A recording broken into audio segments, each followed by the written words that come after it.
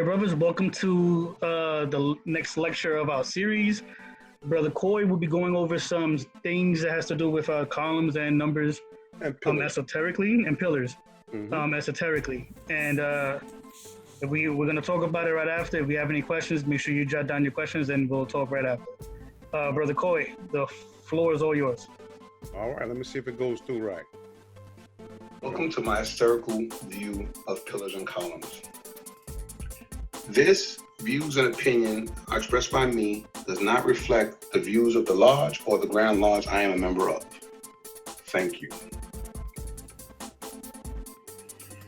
Now let's talk about columns today. What are pillars and columns?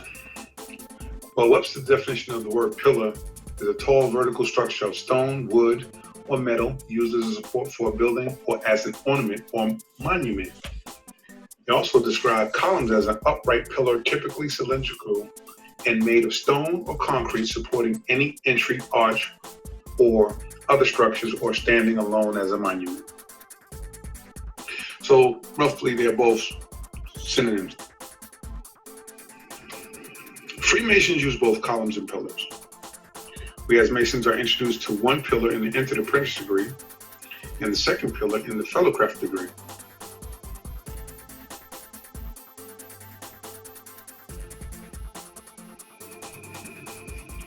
The tradition of the Freemasons regarding the two pillars, which are a prominent emblem of the craft, is that they represent the pillars which Hiram of Tyre made for Solomon and set one on either side of the entrance of the temple.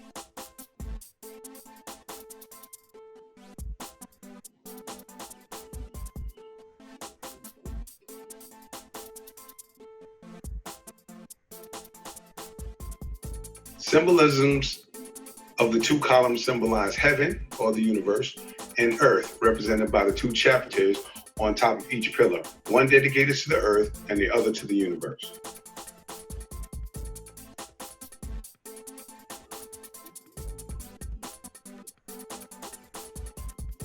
We get to know details of the pillars from the Bible. Depending on which interpretation of the BSL you use or read, the tops differ. Some may use or say a bowl, some may allude to spears. So in this diagram, you don't see the chapters. Although the globes were finally adopted in Masonic furniture and decoration as headpieces to Solomon's pillars, they came into very slowly and during a large part of the 18th century. There was no uniformity or practice on this point. The Lodge of Probity, number 61 in Halifax, founded in 1738, was in serious decline in 1829.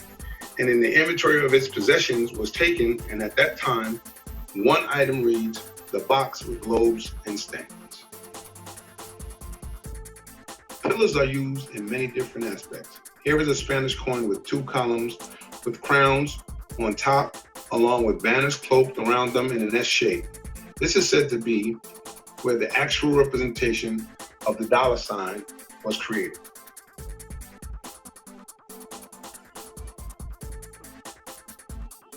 And here we have the Pillars of Hercules. That was said to be the entrance for a sacred place or unknown Atlantis, and bore the warning, nothing further beyond, serving as a warning to sailors to go no further. The two columns are used much earlier in history in different aspects, but again, to denote an entrance. Right here is the cover of the arch of the first edition of the Zohar in 1558. The Zohar is the crowning peak of Jewish mysticism, and in many senses, the cornerstone of the Kabbalah. It's sealed with secrecy to the average reader, by three locks. The first lock, it deals with knowing. You have to know it first, sort of similar to what we deal with in the first degree. The second lock is deal with some type of language. So in other words, it's in a certain dialect, and that, what we know in the second degree. And the third and final lock, it concerns the version of the text, at least for the reader who wishes to undertake a critical perusal of it, meaning you have to master it. In other words, you have to know all of it to get a true understanding of it. Wow, does this sound familiar? In the tracing board of the first degree appear the three pillars, Doric, Ionic, and Corinthian, springing from the ground, rising into the heavens, supporting no visible structure, and yet forming conspicuous emblems. These are said to allude to wisdom, strength, and beauty, the three pillars. However, here they represent an inseparable trinity of divine. Like the master and wardens of the lodge will always act in concert, these triple attributes work in tandem. Wisdom from on high visits the soul. Strength comes likewise, whilst beauty shapes the structure and irradiates it with spiritual graces. The prominence given in the craft is that the triad of wisdom, strength, and beauty is one of many links definitely associated with modern masonry, with the stream of traditional ancient doctrines. There is an old Masonic rhyme which declares, "Who would a Mason be without always observe the rule of three?" This curious rule of three can be associated with all things that allude to and from the first degree to the Master Mason degree. The real rule is concerned with the practical teachings, which is intended to assist brothers to a conscious knowledge of the realization of wisdom, strength, and beauty. But this being a matter for personal reflection and observance, it must be left to the brother himself to interpret the symbolistic conceptions of three group pillars, which contain the mythology and many religious mysteries. The three-pillar group in every ancient mysteries of religious systems where it occurred as such was the presentation of symbolically of a triad.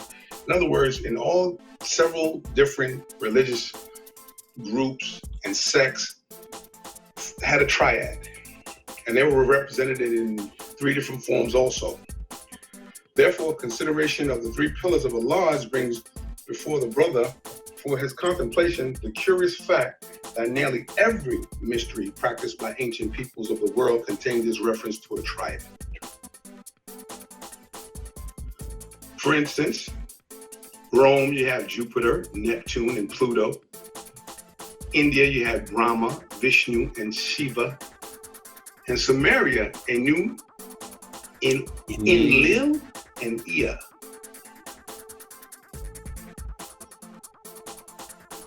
The pillars/columns are examples of the five orders of architecture: Doric, Ionic, Corinthian, Tuscan, and Composite. In Freemasonry, there's a column. It's the broken column. It is, as Master Masons well know, the emblem of the fall of one of the chief supporters of the craft. The use of the column or pillars as a monument erected over a tomb was very ancient custom and was very significant symbol to the character and spirit of the person buried. The meaning of the broken column explained by the ritual of the Master Mason degree represents both the fall of Master Hiram Abiff as well as the unfinished work of the Temple of Solomon. Many Masonic scholars refer to this broken column symbol to a triad. The book resting on the column base, the Weeping Virgin, Father Time, untangling the Virgin's hair. In this version, the shrouded column itself is often said to allude to Osiris. And this came from Brother William Steve Burke, 32nd degree. This is just merely his esoterical version of it. The broken column has appeared in many fascinating places. For example, a broken column monument marks the gravesite in Lewis County, Tennessee of Brother Mayweather Lewis of Lewis and Clark.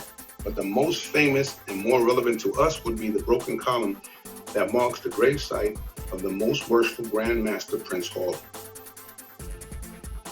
This broken column monument was erected June 24th, 1895 by the most worshipful Prince Hall Grand Lodge of Massachusetts, 88 years after his death at Cobb's Hill Burial Ground in Boston, Mass. The views and opinions expressed by me are mine and don't reflect or represent the lodge or Grand Lodge I am a member of.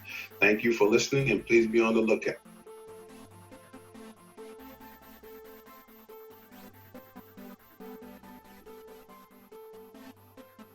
All right. That was Nice, good. bro. That was good. That was nice. Thank you. I just was short and sweet. I didn't want to. I can't top the JT and Josh. I just got to work with short ones and build up to it.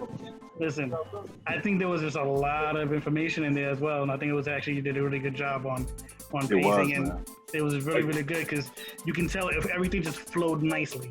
I try. That's, you know what? That's the hardest part of it, trying to put it together as a flow.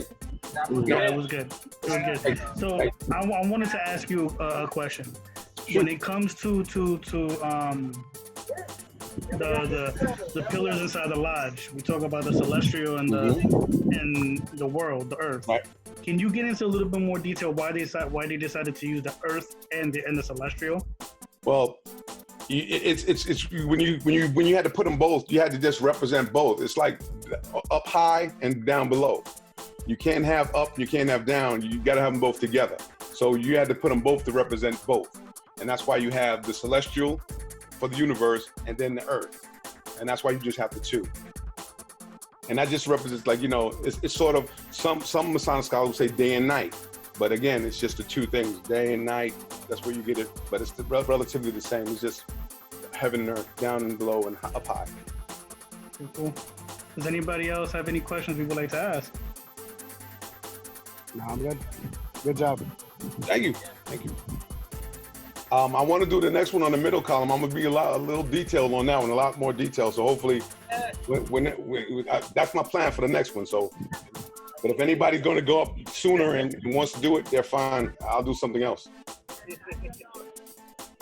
I think anything is great at this point because it's all knowledge. I mean, not just that. It's just we can't meet, so I prefer doing this. As long as we keep doing this, I'm fine. I'm fine. Okay. Past Master Kelly, I see you. Were you trying to talk to the mic? Yeah, I was just gonna say No, because that. if you are, you have to unmute yourself. You have to unmute yourself. See, There you There you go. go. I'm back in now. There we go.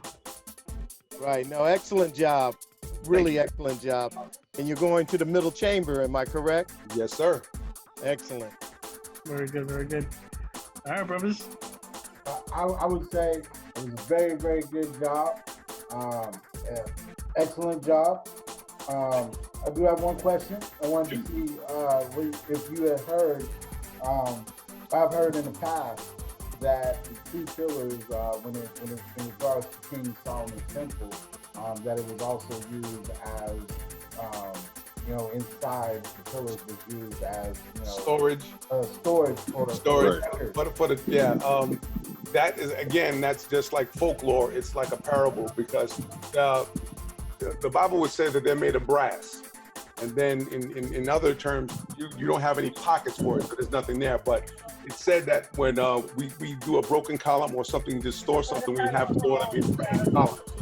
Yes, but it's just folklore. Okay. Okay. But yeah, excellent job. You're going into the middle chamber. You do know, just want to throw this out there. We are looking for brothers who can do the middle chamber when we start doing the Greek work. And looking at you before. All right. Okay. That's what's up.